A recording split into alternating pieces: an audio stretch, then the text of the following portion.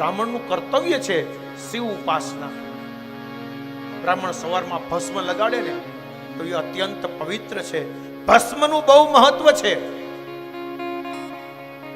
ભસ્મ એને તમે સામાન્ય ન સમજતા. અત્યારે પણ મેં એવું સાંભળેલું ઘણા લોકો ભસ્મ આપીને રોગ મટાડી દે છે. અરે સાહેબ, ભસ્મને તમે વિચારો કોઈ સામાન્ય વસ્તુ નથી. અલગ અલગ પ્રકારની ઘણી બધી ભસ્મ, જો ખાલી માટીને જ ભસ્મ ન કહેવાય. સુવર્ણ ભસ્મ, સોનાની ભસ્મ બને છે.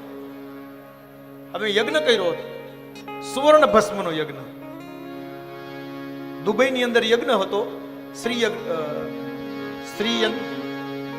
વિદ્યા માટે. શ્રી સુક્તમના જપ કરી સોનાની ભસ્મનો હોમ કર્યો હતો. આહુતિઓમાં સોનાની ભસ્મ અમે હોમ. મેં પહેલી વાર આવો પ્રયોગ જોયો કે સોનાની ભસ્મ. કેટલી ઔષધિઓ જે અલભ્ય હોય, જે આપણને મળતી પણ ન હોય, આવી ઔષધિઓનો યજ્ઞ કર્યો ભગવાનને પ્રસન્ન કરવાનો.